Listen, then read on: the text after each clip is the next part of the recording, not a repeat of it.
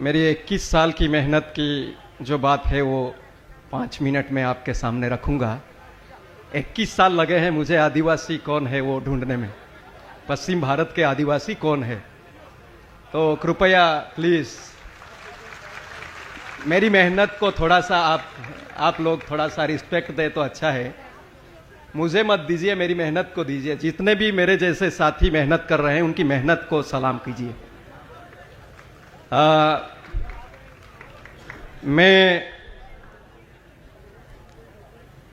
जैसे आदिवासियों के बीच में, मतलब कि हमारे ही बीच में, जब मैंने घूमना शुरू किया 2004 से, और 2004 से मेरे बगल में जो थैला है वो आज तक नहीं उतरा। और मैंने 14 गायने बोलते ना, गायने हमारे गायने 14 गायने इकट्ठे किए हैं और असंख्य गाने, असंख्य कथाएं रिकॉर्ड की है मैंने।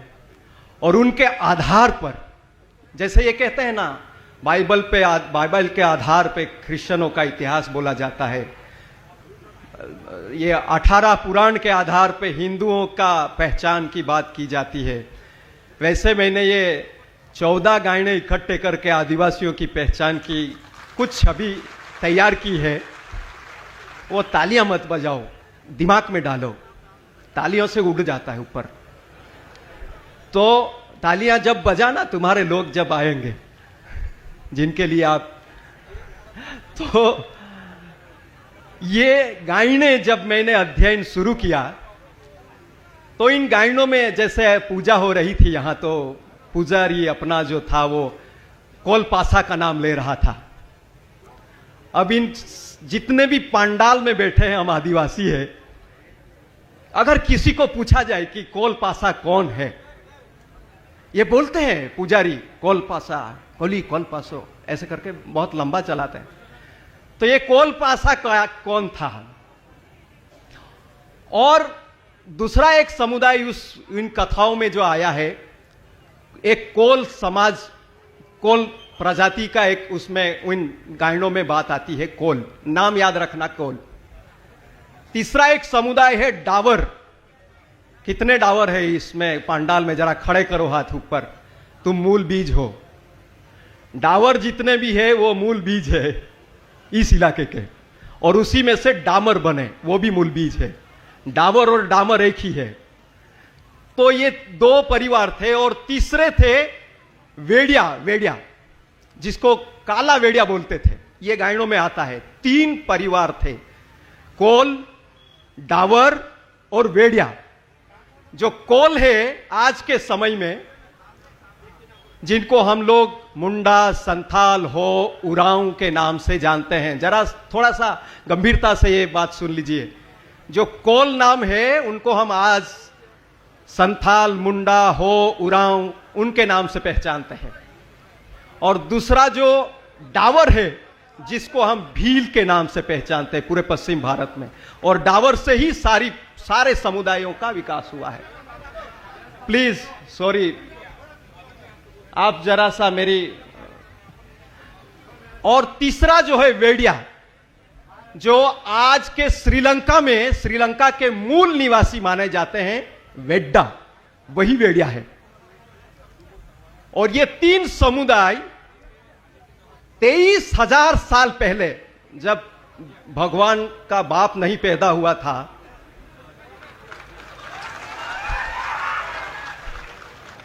कोई भगवान इस धरती पर पैदा नहीं हुआ था, 23,000 साल पहले श्रीलंका में वेड्डा, उनका इतिहास मिला 23,000 साल पहले। और एक बात मजे की सुन लो कि ये कोल, वेड्डा और भील, ये मध्य भारत के नर्मदा घाटी की प्रजाति है। यहीं से पैदा हुए हैं, ये कहीं आए नहीं और कहीं गए नहीं। बड़ा एरिया था। आज पाकिस्तान के खैबर घाट में डावर की बस्ती है और वहां भी उनको आदिवासी कहा जाता है।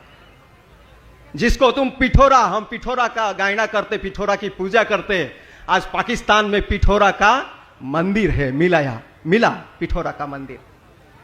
हिमाचल में पिठोरागढ़ नाम की पूरा एक क्षेत्र है। गायन में पिठोरा यहां से गया मध्य भारत से हिमाचल में, यह भी गाया जाता है। मजे की बात यह है कि ये तीन परिवार कोल, वेड्डा और डावर, जो भील, उनकी सबका डीएनए एक समान है। कोल, वेड्डा और भील का डीएनए एक समान है।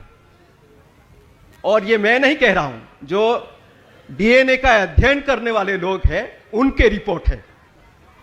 और ये 23,000 साल मैं नहीं बोल रहा हूं, आर्कियोलॉजिस्ट, श्रीलंका के आर्कियोलॉजिस्ट बोल रहे हैं कि वेड्डा 23,000 साल पहले मध्य भारत से पलायन करते हुए वहां पहुंचे थे। अब एक और बात है कि धरती का बोर, अभी साइंटिस्टों ने धरती का बोरवेल किया है और उसमें ढूंढने की कोशिश की है कि हिम युग कब कब आया था। तो उसमें 2 बार हिम युग आया था, उसका जिक्र हुआ। एक 23,000 साल पहले और दूसरा 14,000 साल पहले हिम युग का, और 11,000 साल में हिम युग का अंत हुआ, जिसको हम लोग राजा पंठा, वीना देव, रानी काजल, कंदू राणो, ये सब नाम देते हैं। ये 12,000 साल पहले के आपके पूर्वज हैं। और इसलिए ये जो मैं 5 मिनट में आप लोगों को सुना रहा हूं, इसलिए मैं सुना रहा हूं, 2018 में संसद में डीएनए का कानून पास हो गया है। आप गंभीरता से इस बात पर सोचिए। 2018 में डीएनए कानून मंजूर होके रखा गया है और उसका अभी इम्प्लीमेंटेशन शुरू हुआ है गुजरात में। गुजरात सरकार ने 17 आदिवासी समुदायों का डीएनए सैंपलिंग टेस्ट का कार्यक्रम शुरू किया है। अब आप सोच लीजिए, 3 तरह के डीएनए सैंपल इस मध्य भारत के आदिवासियों के ऊपर, ये कोल और वेड्डा के ऊपर हुए हैं। उसमें 50% डीएनए हमारा मिश्रित है। मतलब ये जो पंडाल में हम लोग बैठे हैं, उसमें से 50% गैर आदिवासी माने जाएंगे। ये इस बात को आप समझो कि किस तरह की लड़ाई हमारे सामने आने वाली है।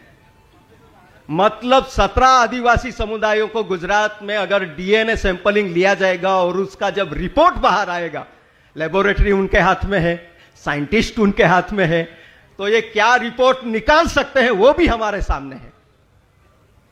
तो इस तरह से एक अपना जो इतिहास है पश्चिम भारत का मूल, जैसे हम कहते हैं ना मूल बीज, उस मूल बीज का ये छोटा सा इतिहास मैंने इन कहानियों में 20-21 साल के अध्ययन के बाद निकाला है, जिसके साथ साइंस और अपना मौखिक इतिहास जुड़ता है। जैसे अपने कहते हैं कि जगबुड़ आवलू, जगबुड़ आया था, ऐसा बोलते हैं। जगबुड़ होइलू अन पावागढ़ पर 2 डोकरा ढूढ़ा ढेमड़ो अन हिना 2 बाल बच्चा बचे रहला ऐसा कहे, ऐसी कहानी सुनाते हैं बड़वे। मतलब कि जब प्रलय आया था, महापुर आया था, महापुर मतलब कि हिम युग का जो अंत 11,700 साल पहले हिम युग का अंत आया था, उसमें पावागढ़ की पहाड़ी तक का पानी नर्मदा घाटी में भर गया था। और उस टाइम जो पुरखे हमारे बचे थे उनमें से ये डेडा डुमड़ा था, और इधर हमारा देवहात्रा, दादू देव हाथरू जो डेडियापाड़ा एरिया में देवहात्रा है, उस पे एक देवहात्रा नाम का बाहगोरियू बच गईलू।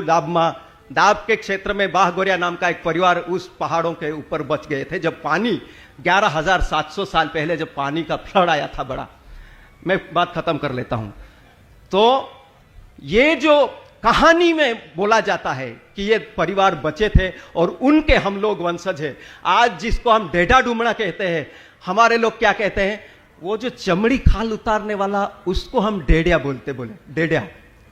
मैंने कहा डेढ़ा नाम था और डुमड़ा उसकी अटक थी, उसको डेढ़ा डुमड़ा बोलते थे। वो खाल उतारने वाला, उस जमाने में खाल उतारी ही नहीं जाती थी 11,000 साल पहले। मतलब कि हम लोग जैसे ये सारे बारला पावरा जितने भी है वो बोलते हैं हमारा पावागढ़ से हम लोग आए हैं, बोलते हैं ना, तो ये पावागढ़ उनका ठिकाना कैसे था? 11,700 साल पहले उनका एक पुरखा वहां बच गया था, उसके वंश वारस है। आज भी जिसको तुम कुटवाल कहते, तुम कुटवाल कोहतला या एरिया में ढूलगुड़िया कोहतला, ढूलगुड़िया कहते हैं, कोटवाल कहते हैं, ये आपके बारला और पावरा उनके मां बाप है। बस आप समझ लेना मैं क्या कहने जा रहा था और मैंने क्या कहा है। आप चिंतन करना, आप सब पढ़े लिखे लोग हैं, समझदार लोग हैं, पर ये जो पहचान है अगर हम लोग फिर से नहीं खड़ी करेंगे तो मध्य भारत के आदिवासी जिस तरह से अभी बट रहे वैसे बटते ही जाएंगे। मध्य भारत के आदिवासियों को एक करना है तो ये इतिहास बहुत जरूरी है। धन्यवाद, आभार, आपकी जय जोहार।